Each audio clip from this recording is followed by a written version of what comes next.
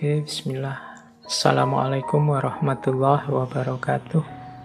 Oke, yuk sekarang kita mulai ke konsep-konsep kuncinya teosofi.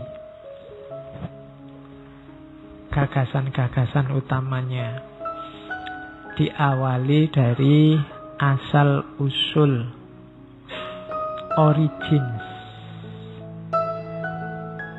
Tidak usah khawatir, orang teosofi ya yakin, percaya bahwa kalau bahasa kita ada zat pencipta, sumber segala sesuatu, sebab yang tidak disebabkan oleh apapun. Itulah sumbernya alam semesta. Berarti semua kita, termasuk alam semesta, itu sifatnya ciptaan yang sementara. Kalau bahasanya teosofi, nanti kita ini eksis hari ini, tapi nanti kembali ke asal. Asalnya ya tadi yang jadi sebab, segala sebab tadi. Kalau bahasa agama, doktrin yang pertama itu namanya innalillahi wa inna ilaihi roji. Kita berasal dari Allah dan nanti kembali lagi ke Allah. Kalau pakai bahasa Islam. Cuma kalau bahasa kalimat itu setelah kita eksis dalam durasi tertentu, ya kita kembali lagi. Ini kepastian yang tidak bisa ditolak. Inilah kebenaran, kalau bahasa Jawa namanya kasunyatan. Innalillahi wa inna ilaihi roji'un itu kan konsep, kalau bahasa Jawa, sangkan paraning dumadi. Asal usul, sangkan itu asal usul, paran itu nanti menuju kemana, dari dumadi, dari semua makhluk. Berasal dari mana, mau kembali kemana, dari makhluk, sangkan paraning dumadi. Ini rumus pertama, tidak mungkin dibantah dari kebenaran. Maka jadikan prinsip utama bahwa kita itu dari Allah dan akan kembali ke Allah. Maka persiapkan dirimu semaksimal mungkin untuk kembali yang indah. Kalau bahasanya Quran kan ya ayatuhan nafsul mutmainnah. Itu pasti. Masa depanmu bisa jadi tidak jelas, tidak pasti, tapi bahwa kamu nanti kembali ke Allah itu pasti.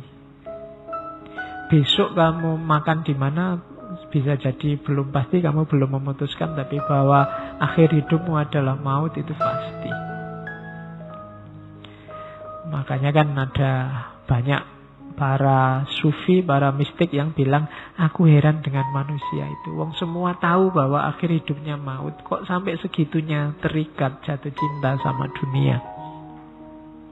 Tahu kalau dunia ini sementara, kok mau-maunya dibuat jatuh bangun, tangis-tangisan, jungkir balik, tawuran, hanya karena dunia. Nah, itu pelajaran pertama dari teori origins. Maka teorinya Darwin itu bagi kelompok teosofis, bagi Blavatsky tidak laku. Survival of the fittest itu menunjukkan bahwa alam ini berkembang secara kebetulan. Iya, hidup ini evolutif, tapi bukan evolutif kebetulan begitu. Itu kan karena ada persaingan, kemudian yang kuat menang, dan yang menang ini survive. Modelnya begitu. Tidak, katanya Blavatsky, katanya teosofi, alam ini berkembang kemana? Sudah ada rancangannya. Ya kan ada jargon yang sangat terkenal, Allah tidak sedang main dadu. Tuhan tidak sedang main dadu. Sudah diatur sampai hal paling detail. Jadi evolusi ya, tapi tidak survival of the fittest. Itu sudah dirancang oleh Allah, siapa yang musnah, siapa yang datang kemudian. Jadi ada desainnya. Alam ini didesain, bumi ini didesain sedemikian rupa sehingga era ini kita bisa hidup di muka bumi. Kita pindah sedikit aja ke Mars, kita nyoba-nyoba pindah planet sampai hari ini kan masih pusing. Tidak bisa-bisa. Kenapa? Ya memang mungkin desainnya nggak diarahkan ke sana. Tapi kalau memang diarahkan lama-lama ya kita bisa. Dari sekian juta galaksi kita ada di Bima Sakti. Dari Bima Sakti kita masuk grupnya Matahari. Kemudian dari gengnya Matahari dengan sekian planet itu kita ada di bumi yang jadi ya kecil. Ada manusia itu. Betapa kecilnya kita. Itu makanya gayamu luar biasa. Padahal kamu itu tidak ada apa-apa nih. Kita ini kecil. Cuma memang ditata oleh zat yang maha segalanya. Desainnya sehingga makhluk yang namanya manusia itu sekarang bisa hidup. Itu pasti bukan kebetulan. Makanya kan Allah bilang, afahasitum annama khalaqnakum abasa. Apa aku ciptakan engkau itu secara iseng? Enggak. Allah enggak iseng menciptakan kamu. Jadi kenapa kok malam ini kamu ngaji? Kenapa kamu kuliah di Jogja? Kenapa kamu kos-kosannya kok di situ dapat teman menyebalkan luar biasa? Itu ada grand desainnya. Yang membentuk dirimu sudah diskenario oleh Allah. Jadi tidak kebetulan. Nah itu meruntuhkan teori survival of the fittest. Kalau pakai survival of the fittest tidak akan ketemu origin of species. Jadi alam ini evolutif ya, tapi tidak kebetulan. Ada rancangannya. Rumus pertama hidup ini harus kita ingat-ingat. Ini tema besar mendalam. Jadi yang dibahas oleh teosofi ini pertanyaan-pertanyaan besar. Siapa aku? Dari mana aku? Mau kemana aku? Dan apa hakikat diriku? Nah, itu dikejar oleh Blavatsky. Dicari dalam rumus-rumus teori-teori spiritual lama. Dan ketemulah beberapa hal yang kita bawa ini. Yang kedua, teori tentang harmoni. Alam ini dengan segala dinamikanya itu sifatnya harmonis. Ada gempa, ada bencana, ada yang menang, ada yang kalah. Ada yang merasa berat, ada yang merasa ringan. Semuanya ini, ya kalau dibaca parsial-parsial kecil-kecil, kelihatannya mungkin rasanya kayak Tuhan tidak adil. Tapi bacalah secara utuh, itu ada harmonious world. Ada harmoni secara utuh keseluruhan. Jadi alam semesta ini kayak organisme yang sifatnya harmonis. Dia hidup, sadar, dan ilahi. Ilahi itu maksudnya apa? Karakternya ketuhanan. Karena dia bikinan Tuhan, ciptaan Tuhan. Jadi mengalami apapun, ada sesuatu apapun di alam semesta itu, dia bagian dari satu rancangan besar, satu mesin besar. Masing-masing ada perannya. Dan sistem ini berjalan dengan satu hukum namanya hukum alam. Kalau bahasa agama namanya sunnatullah. Yang sifatnya sangat cerdas karena dia lahir dari yang maha cerdas. Kekuatan intelijensi puncak. Jadi bayangkan alam semesta itu misalnya kayak laptop ini. Ada yang berperan sebagai keyboardnya, ada yang berperan sebagai mouse-nya, ada yang sebagai LCD-nya, ada yang sebagai kabelnya, ada yang sebagai... Dan ini harmonis. Kalau ada satu rewel aja, fungsinya tidak akan sempurna. Jadi ada yang bagian ditekan-tekan, ada yang bagian dilus-lus, ada yang... Dan hidup kita begitu. Dalam rangka apa? Harmoni. Ada hukum alam. Ada hukum alam namanya keadilan. Maka ada yang orang hidupnya susah, ada yang orang hidupnya kelebihan. Ini ada hukum alam yang harus berjalan. Yang kelebihan ngasih ke yang susah. Kalau ini tidak jalan, harmoninya kacau. Hidupnya jadi ruwet. Dari mana ngerti itu? Hukum bahwa yang lebih ngasih yang kurang, itu namanya sunnatullah. Jadi pahami peranmu, mainkan sesuai sunnatullah. Mahasiswa ada sunnatullah, kamu belajar karena kamu posisinya elit intelektual. Kalau kamu tidak belajar, ya jangan heran kalau masa depan kita tidak berkembang. Sunnatullahnya jelas begitu sudah. Rumusnya itu. Kalau kamu mengingkari sunatullah yang harus kamu jalani, ya nanti ada efeknya. Efeknya apa? Harmoninya kacau. Sampai level paling kecil dirimu sendiri, tubuhmu ini. Kenapa sekarang banyak orang sakit macam-macam? Ada sunatullah yang tidak dia patuhi. Sekarang banyak orang darah tinggi, stroke, apalagi banyak penyakit-penyakit itu. Karena gaya hidup kan itu rumus paling utama. Gaya hidup itu kamu belajar sunatullah. Makanya minggu lalu kita ngomong Diogenes, kita ngomong Nasruddin, itu kan orang menunjukkan bahwa hidup ini ada rumusnya, ada sunatullahnya. Pedomani itu biar harmoni, mulai di level dirimu, hubunganmu sama sesama dan alam semesta. Jadi rumus kedua ini.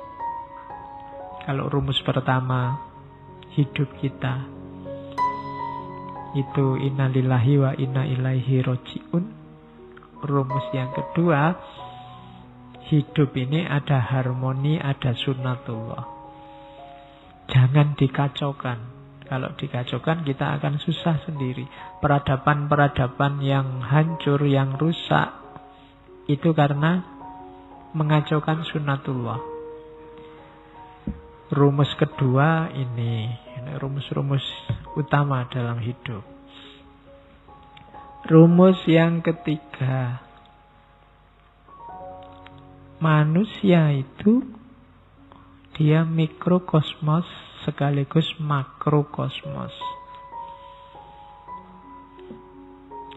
Jadi kita ini bagian dari alam, tapi kita juga memuat alam semesta. Jadi kita ini alam semesta, berarti alam semesta ada dalam diri kita, tapi kita juga bagian dari alam semesta. Ini rumusnya. Berarti kita ini satu. Berarti apapun yang kamu lakukan, efeknya akan berpengaruh terhadap dirimu dan lingkunganmu. Sebaliknya, perubahan yang terjadi dalam lingkunganmu, mau atau tidak, akan berpengaruh dalam dirimu. Jadi kamu adalah aktor yang menentukan nasibnya alam, tapi kamu juga objek yang ditentukan nasibmu oleh situasi alam. Ini rumus sudah. Jadi pedomani ini. Alam semesta kok kamu eksploitasi habis-habisan tanpa peduli keberlangsungannya, itu yang rugi bukan alamnya tapi dirimu, karena dirimu sendiri itu alam. Nah, itu kesatuan manusia dan alam. Jadi ini rumus yang ketiga. Ini rumus-rumus kunci dalam hidupmu. Potensi manusia itu tidak terbatas dan setiap ciptaan memberi kontribusi untuk mewujudkan dunia secara utuh. Jadi kita ini punya potensi yang luar biasa. Makanya oleh Allah kita dijadikan khalifah. Kita mampu untuk jadi khalifah itu, mewakili Tuhan mengelola alam semesta. Cuma gunakan kemampuan ini sesuai rumus-rumusnya. Kalau kita tabrak, yang sengsara kita sendiri.